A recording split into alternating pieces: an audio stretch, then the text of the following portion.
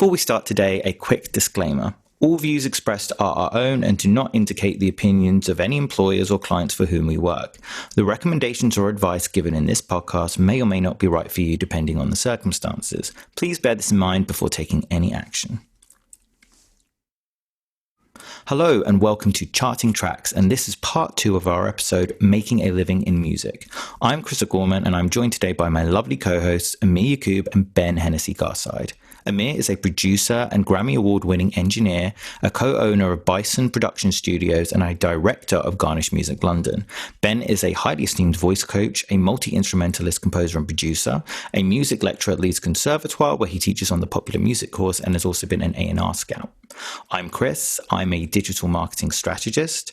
I was formerly head of digital at Capitol Records UK, and before that, a digital manager at Sony Music. I've been a music journalist, and I now run a digital consultancy providing artist development, branding, and marketing. Thanks for listening and watching, and here is part 2 of Making a Living in Music. So what you're seeing is artists doing the sort of, they build up buzz and they build up following, and they're nowhere near necessarily being household names, but they have that following and sort of like a cult following, or they have a lot of buzz around them, and already brands kind of want to tap into that. And artists want to because they need to live. Yeah. So that's, and Ben, how do you communicate this and instill this into developing artists and students? So I don't do it personally. I don't do it directly. Because the other piece to this is that actually in the construction of a brand or an artistic persona, that's actually also an artistic and creative endeavor. So the stuff that we've already talked about, where it's relevant, on core values, on archetypes, on considering what an artist or what they as artists represent beyond just, well, I put these notes in this order. That there's how are you that question and building that kind of into the music all the way along. That's to the extent that I go with the students, just because that's what my role is. But that's the foundations, isn't it? It's kind of like if you wanted then as an artist to take that and monetize it, then you can. It's like, because you know who you are, you know what you're saying, right? You know who your kind of tribe is, you know the kinds of people who you're going to want to make music for, and where that's going to be. And so you only have to ask a couple of questions once you've got that information, and it's, we could work with that brand and we could work with that brand, and we'll be able to sell our merch in these places, and even the decisions on like how much touring you might do and the way you might tour and the gigs that you play, types of venues. If you know yourself as an artist and you really know what your persona is and who you are, you can make better decisions about which venues to play, which forums to hang out on, which the whole thing can then grow from that place. And crucially, it's embedded in the art itself. And I think this is one of the friction points and the sticking points that artists get themselves into, which is that, I'm a creative. I don't want to be thinking about a business plan. I don't want to be thinking about, the numbers on a spreadsheet. That's not what I'm here for. I'm here to create. I'm here to be connected to God, life, the universe, and everything. And I want, that's what I'm here for. And I want to just do my thing and trust that I'm doing what I'm doing. So all of that's included. So the advantage of working in the way that I think we've already laid out in the podcast, to be fair, and it's not a surprise that the monetizing thing has come last. Like that's partly why it's the we've thing done that happens last as well. it's the thing that happens last. But also, you need that link back, right?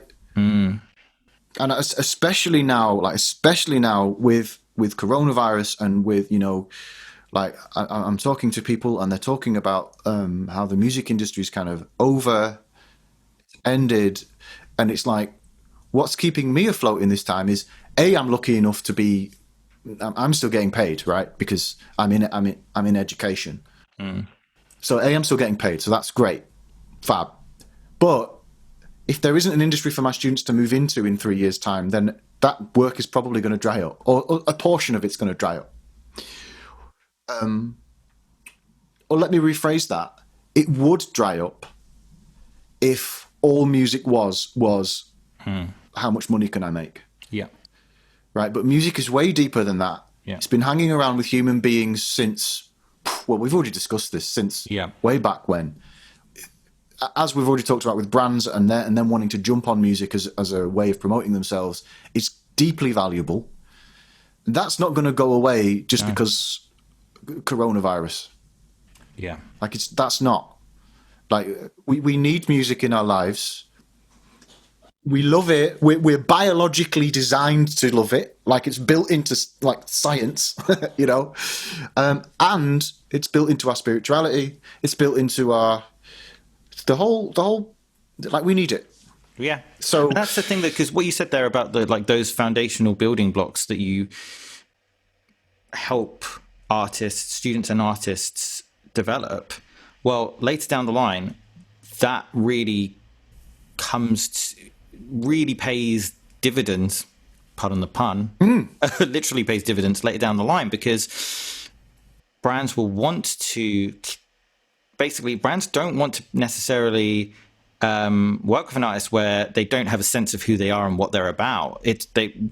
When an artist has a clear sort of identity and a point of view, and that's normally when brands kind of like, that aligns with our audience. And I say this in a sort of, it sounds like quite cold and calculated and stuff, brands wanting to jump on. Actually, brands a lot of times have a story to tell as well. They're like, it's not necessarily just a transactional thing. It's like, and I think Nike is a good example of this, actually. They very much take a stance. They very much are kind of like, no, we have a point of view here, and we, they've obviously been hugely involved in Black Lives Matter, and they've been hugely involved in supporting, the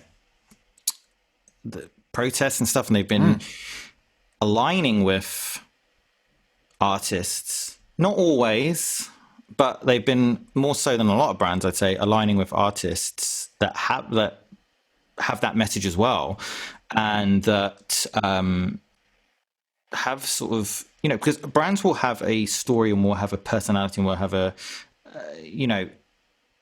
sort of core value as well. So when they're aligning with an artist, they're aligning with that core value as well. So it's not just as simple as they're hot right now, let's jump on there and pay them a bunch of money and we'll get people buying our products. It's not always that transactional. It's actually that music or that piece of music or that artist that really resonates with who we are as a brand and how our company developed, and what the story is that we're trying to tell. And actually there's a narrative there as well. And there's a lot more there than just a transactional.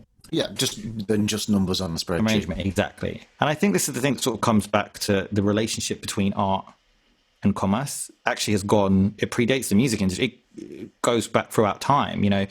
People are like, I want to be, Da Vinci, Da Vinci had benefactors. And the reason that Da Vinci was able to create the art that Da Vinci did was because there was someone was paying his rent. Somebody was paying, yeah. The reason that the Sistine, do you know what I mean? The reason Sistine Chapel was built, the reason the cathedral in Florence was built was because the Medici funded it. Yeah. Wow. Yeah, and like Medici as well. Yeah. So. Right. I'm taking it to the Medici.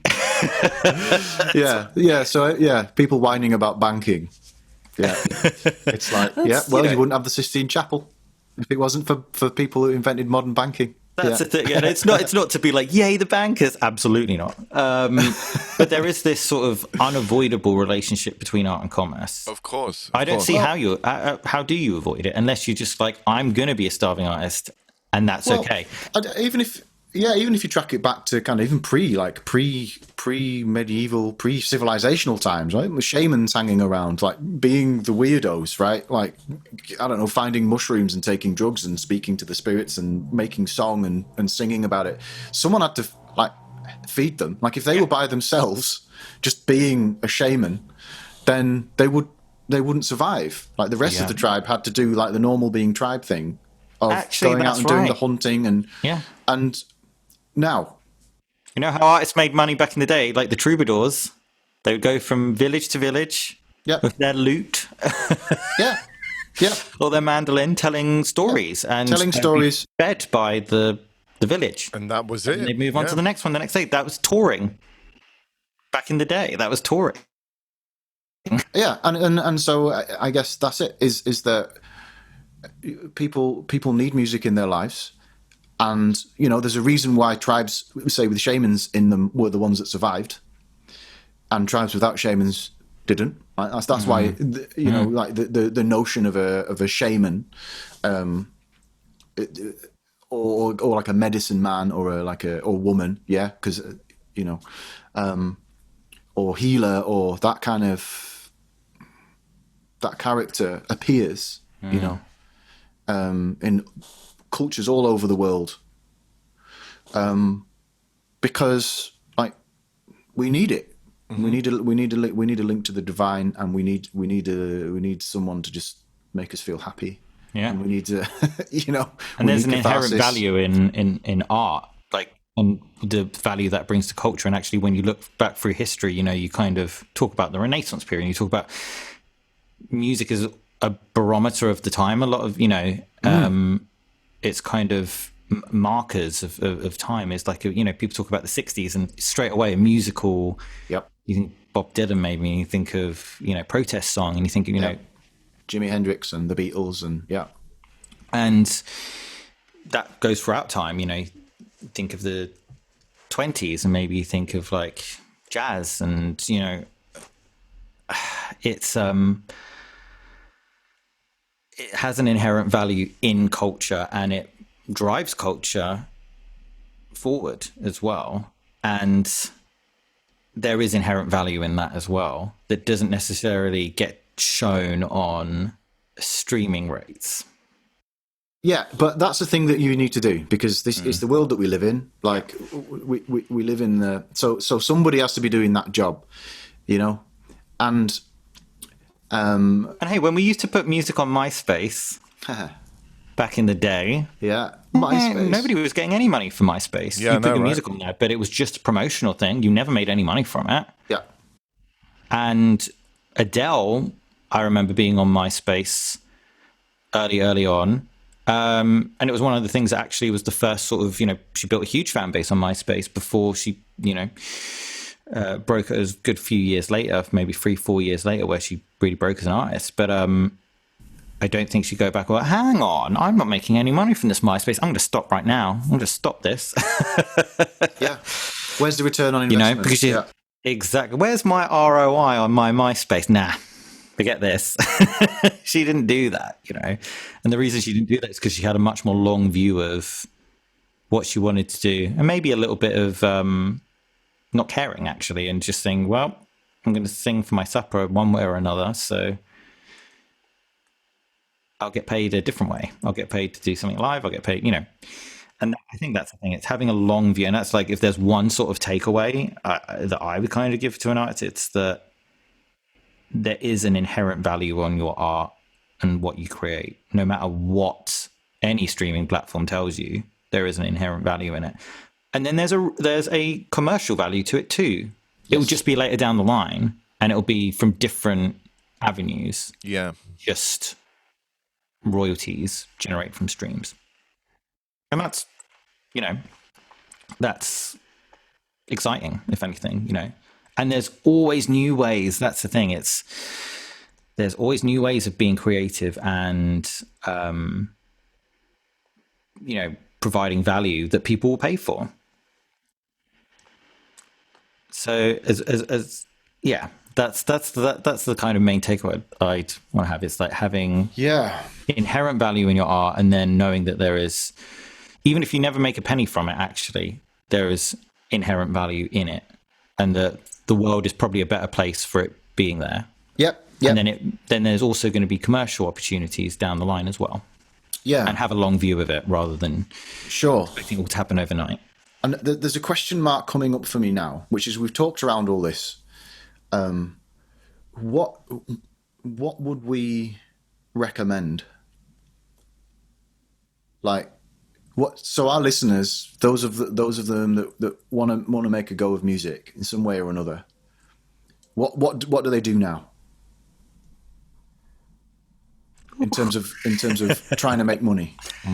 Well, big question, I guess. I've done this with a few different people, and I've just kind of gone, why don't you just sit down with a pen and a paper and think of all the ways that you can make money and how closely they're related to your end goal.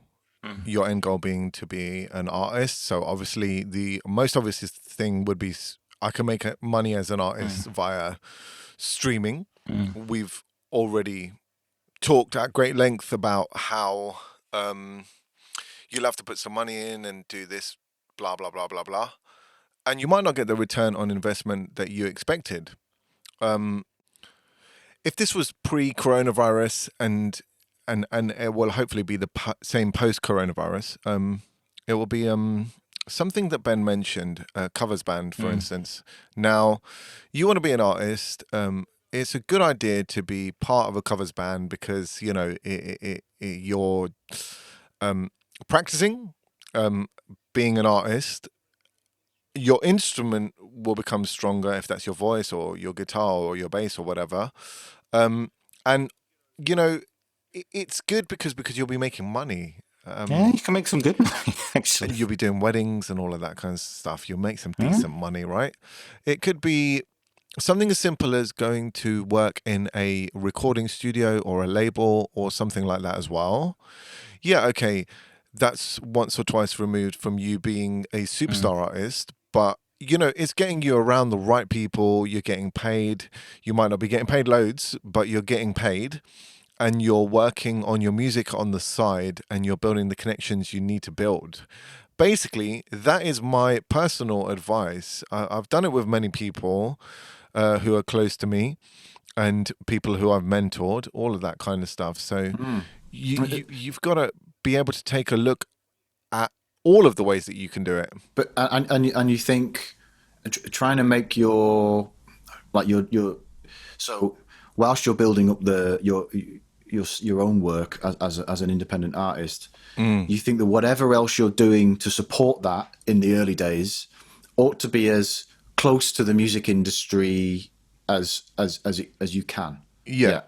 Because you know, the thing is, doing a job outside of the music industry or whatever, it can really and I'm just speaking from personal experience here. When I left university, I didn't do anything to do with music for a couple of years. It wasn't music industry related, and it was soul destroying. I put a lot of investment into wanting to be part of the music industry, but the opportunities just weren't there. So I was customer service agent for a company, which was, you know, just not what I wanted to do. And that will affect you in a different way. It will affect your mental health. You want to try and do something related to the music industry, even if it's a private teacher on an instrument, that's perfect. You're still getting to, and we've spoken about this before, really. You're still getting to, you know, practice, as it were, where you're also understanding yourself better and your instrument better, but you leave yourself more open to opportunities as well. So instead of being this, you know, being a customer service agent for 8 hours a day, having to reply to emails or that are nothing to do with music, in the downtime, in the few gaps that you have, you can look for more musical opportunities. You can be creating, obviously. working with people, collaborating with people. It kind of keeps you in that zone, to keep you around music and to keep the opportunities coming, because Yeah. there's this network of opportunities that will start to present itself. Yeah, and just on that, there's a few ways, like, and that thing about getting as close to music as possible.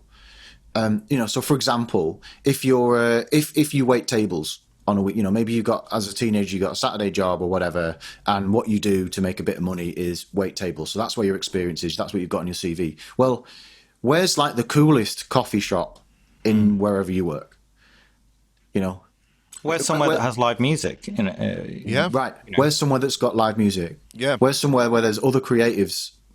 When I say live music, it could be a hotel lobby. Yeah. Yes. And they have, some of the great musicians playing, my girl Tori, Amos, played at the Marriott for years and years and years and years as a lounge pianist. And as she was said, mate, it was one of the best learning experiences, because you get every kind of audience member you can think of in every kind of situation, and it teaches you as a performer. Yeah. Doing that stuff. And like Amir said, it kind of doing that stuff is all contributing to making you a better artist, making you a more rounded artist, all the kind of skills that you get, and you're all building towards something. And I think if you do something that's like a day job to support yourself, that's fine.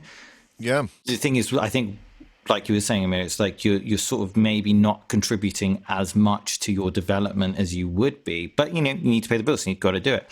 Although I would say, though, what you do get from that maybe is some transfer, because your time doing customer service work, you would have got transferable skills from that are benefiting you right now, like in terms of like how organized, because you said this in one of the previous episodes, how organized you are with your email management and replying to people and organizing your day and stuff. There will be some stuff that came as a transferable skill from that work. Yeah. But I think that's the thing, to see the value in the transferable skills. But wherever you can, to be working in, because the thing is, I think what Mia said is something that I've experienced as well, is you feel like, I should be doing something else. This is okay. This is fine. It's paying the bills right now. It's good. But it feels like I'm unhappy because it's taking me away from something else that I really want to be doing. For sure. Definitely. Yeah. And it's finding ways to feed that in. So, I mean, even like if you're going to be a sales assistant, okay, well, can you be a sales assistant for an online music retailer? Yeah. Or, like it's kind of, well, you've got to do what you've got to do, but like you say, look for the angle, look for the way that you can just nudge yourself a little closer to something that's going to support you and support your music.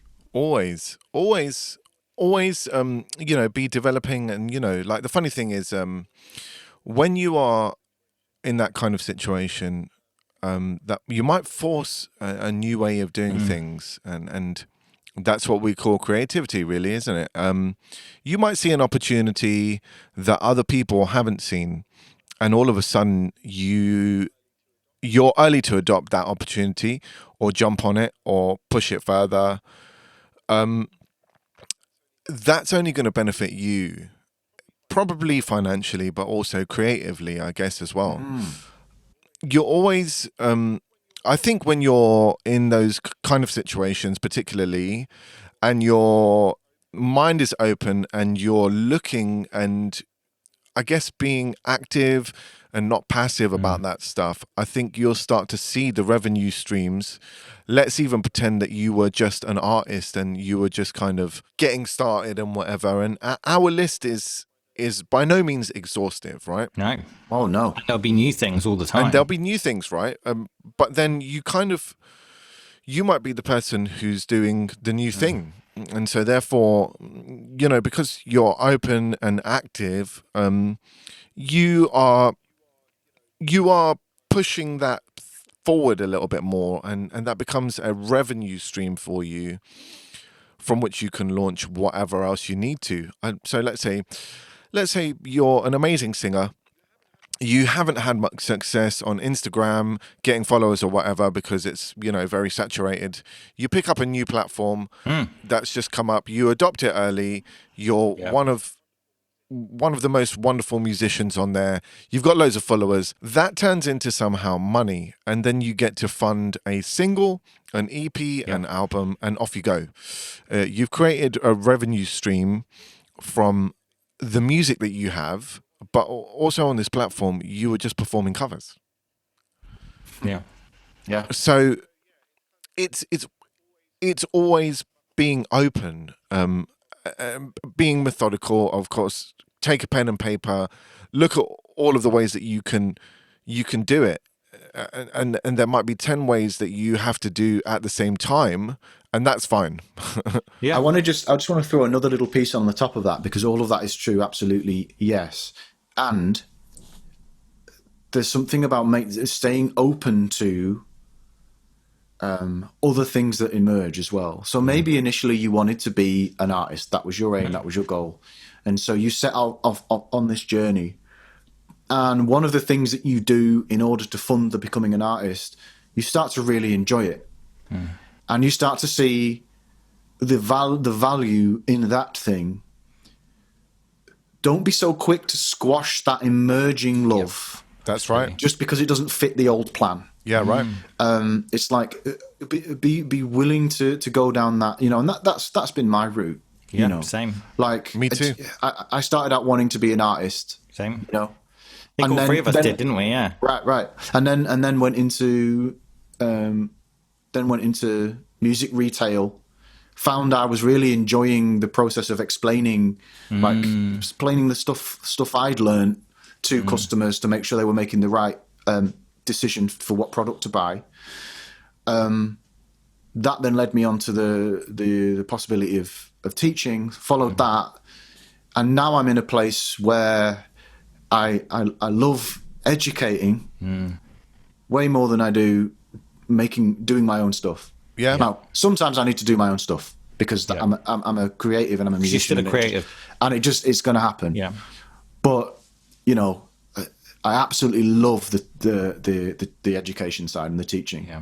So that's probably going to be a piece of what I do musically, kind of forever. Yeah.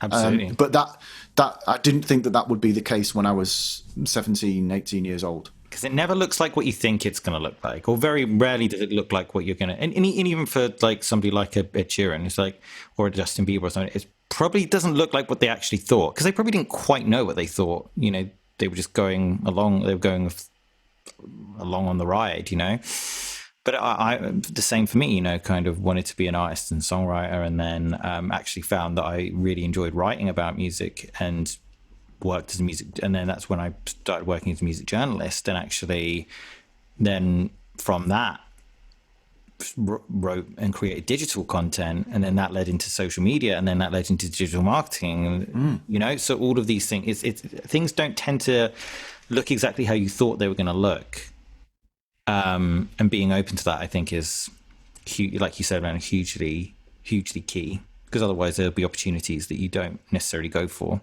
It could be. I saw a great quote from Jacob Collier recently, and he said, "Follow your goosebumps." Yeah, always. And always allow that. Those goosebumps that you feel when you think, "Oh yeah, I really want to be an artist." They may come along for something that you didn't think was going to be the case at all. In 5 years' time, and then still follow them. Yeah. And do the thing that Amir's talking about, which is be diligent about it and be, don't just wander aimlessly into life as well. It's it's holding both of those. Yeah, of course. And you guys know, in my own experience, there was the desire to be an artist and all of that kind of stuff, but then I just really just dived into production, and I was like, this is nice. It's, I still get to be an artist, I guess. Still creative, yeah. But I don't have to carry the the pressure or the burden that an artist would, and the expectations that I've put on myself. And so, you know, I looked around me and there were people who were just, as an artist, they were just 10 times better than me. And I was just like, do you know what? It's not that I'm intimidated, but also if I can't be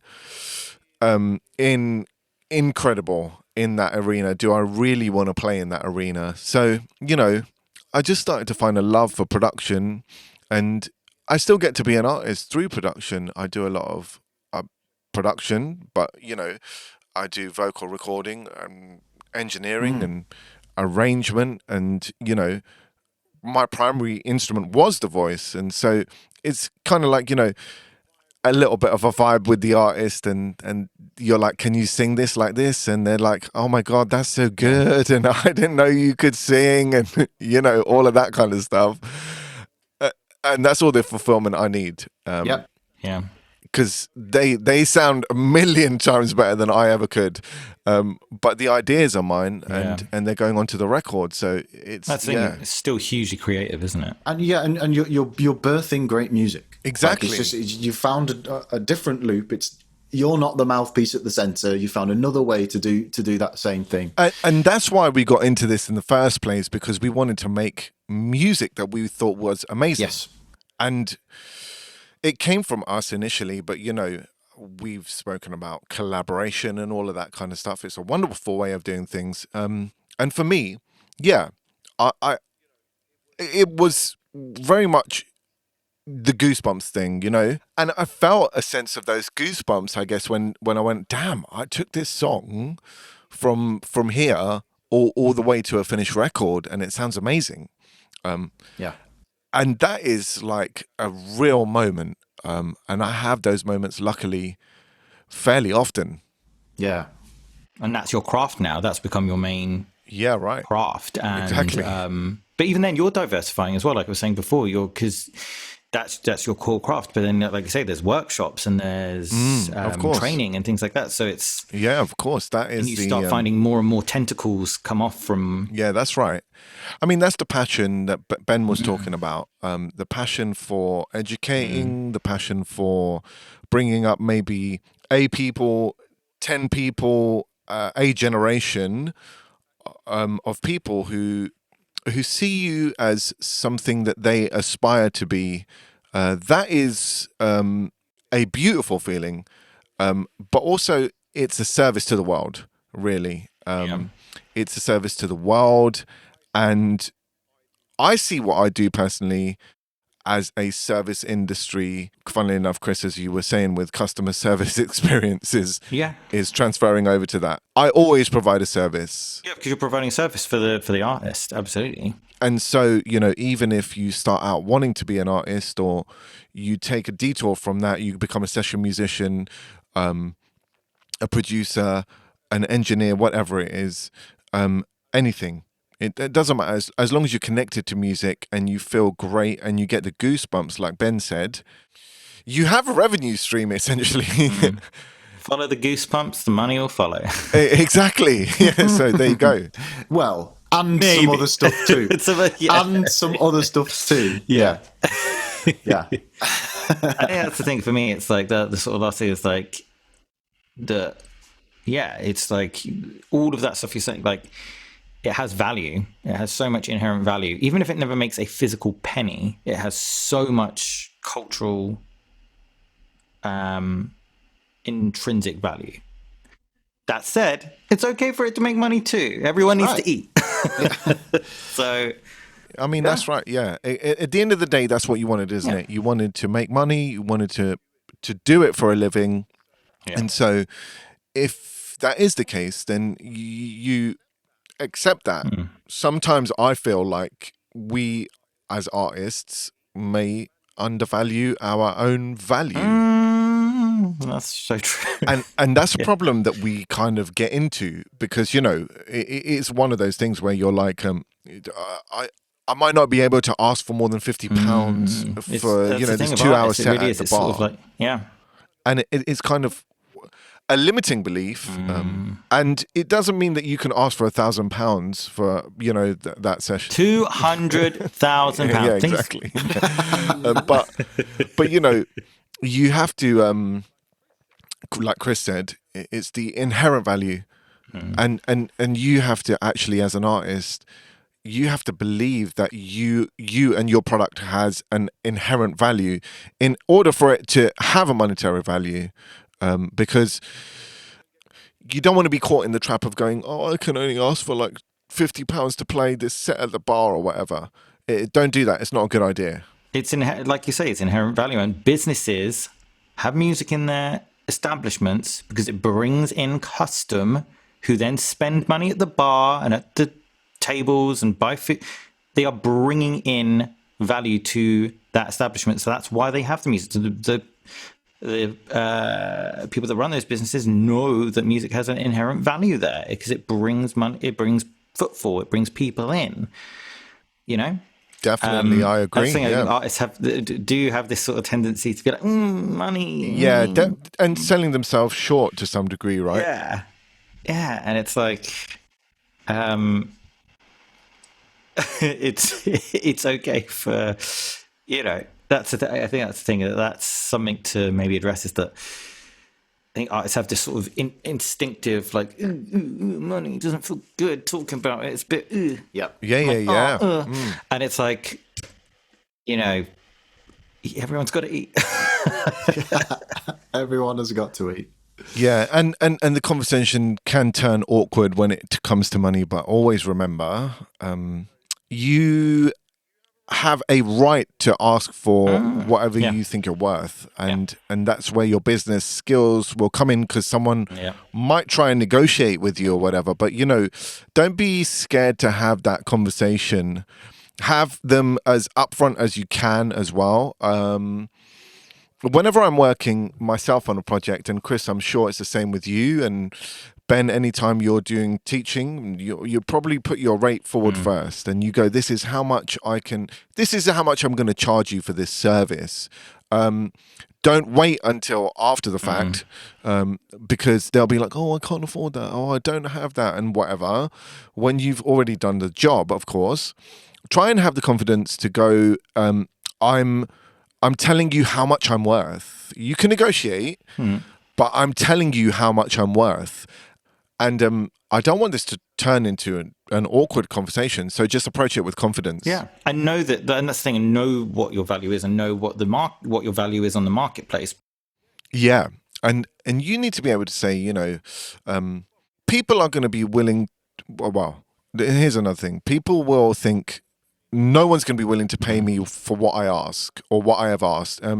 But there are, as much as there are many unfair people, there are just as many fair people who are like, you got in your car, you loaded your instrument, you did this, you let me pay you for performing at this bar or wedding or whatever it is, right? Some people will pay you even very handsomely, more handsomely than you might think. So somebody knows that on nights when I have a live act in, I bring I get 10 to 20% more on the bar. Like, there's value there already. Okay. If they know, well, other, so it's like you say, people will value what you do. Then also you need to value yourself, but then also know what sort of, okay, well, in the marketplace, I'm worth about this, because I know that to hire another producer to do this, you'd be spending that. To hire somebody with my experience, I'm going to charge a little bit more than them because I've got more experience than them. And, you're not going to get somebody as experienced as me for less, because I, know your industry and know your peers. Because if you're placing yourself, correctly within that, you can't really go wrong. Because it's like, look, you can go around and have all the conversations, come back to me when you realize that I've quoted you fairly, Of course, yeah, definitely. And it can be difficult. And again, when people are artistic and creative, these skills they're not necessarily skills that come naturally. And there is an actual tendency to push back against it and to not want to. I think because your sort of music is pure and it's, you know, it's my emotional outlet and stuff, and it's like I don't want to muddy it with sort of money negotiation stuff like that. You know? Like hardness. Yeah, That's what it is. It's hard. It's something that feels hardness, and it's not really. It feels like it is, but it isn't. It's just saying, okay, well, that's going to cost this. You know, take it or leave it. They always have the right to say no. You can say no. Don't need to be horrible about it or demanding or expectant. Exactly. It doesn't need to be adversarial. It doesn't need to be conflict. It's just like, okay, well, that's how much this costs. You know, to hire, you know, me as the artist for the night. You know, that's how much it costs. And to hire me as a producer. You know, to hire me as a teacher or a lecturer or a consultant or a, you know, that's how much it costs. That's okay if you don't want it or can't afford it or you know. Don't want to spend it. That's okay because someone else will. Yeah, you know, and it's not any deeper than that. Yeah, Chris. I mean, great point because someone else will. That's scarcity versus abundance. Yeah, right. So we might feel as artists that everything is very, you know, scarce and we take whatever we can and, you know, all of that kind of stuff. Abundance obviously is actually the fact that you can exist as an artist in, let's say, Cleveland, Ohio, right? And today your music can be heard all across the world, and your music is being received very well, and you can set up a tour that, you know, completely bypasses America and goes to all of the major European cities because you've got data that shows you that you're wanted there. There's an audience, yeah. That's the abundance mindset to go, it doesn't matter if I don't really have a big following in New York. What matters to me is that there are people out there who want to hear my music and they'll pay for my merch and they'll do X, Y, and Z. And I'm not just going to take the crumbs and do all of that kind of stuff, you know? Know that there's what they call a long tail now, and that's a theory that was in a book that I read. I'll have to go back and find exactly what it is and show you what it is, the graphic. But it used to be like the only way that you could get on was to do this, that, and the next, and be around the right people, and you know. But now we have a long tail, which basically means that, you know, we don't have to be number one in order to in the charts all across the world in order for us to have or make a living as a musician. Yeah. And we can, you know, access fans and across the world, and they can provide us with a lot of different revenue streams. Yeah. And we can succeed at being an artist and living on wages that you might have to go and do another job that you don't want to do for the same wage, right? Right. And so I think it's very important for us to be thinking in an abundant manner rather than a scarce manner. Yeah. Absolutely. I like that. I like that very much. I think that's a nice note to maybe wrap up on. Yeah, sure. Like that nice positive affirmation there. Yeah, man, just trying to keep it positive. Yeah. Yeah, I like that. I like that a lot. Alrighty then. Well, I think we've come to the end of the episode and end of season 1. How about that? Crazy. Yeah. But we are planning on being back with season 2, where we will be having some guests on from various corners of the music industry, far and wide. So definitely, that should be quite exciting. And in the meantime, thank you very much for watching. We've been charting tracks. You can stream and follow and subscribe on all places where you can get your podcasts, whether it's Spotify, Apple Music, whether it's YouTube, whether it's TuneIn Radio, where it's, you know, any and all places. You can also follow us on Facebook, Twitter, Instagram, YouTube at Charting Tracks. Please do send us your comments, send us your questions, rate, review, interact, and we'll interact back. But for now, we've been Charting Tracks, and thank you very much for listening and watching. Bye. Bye.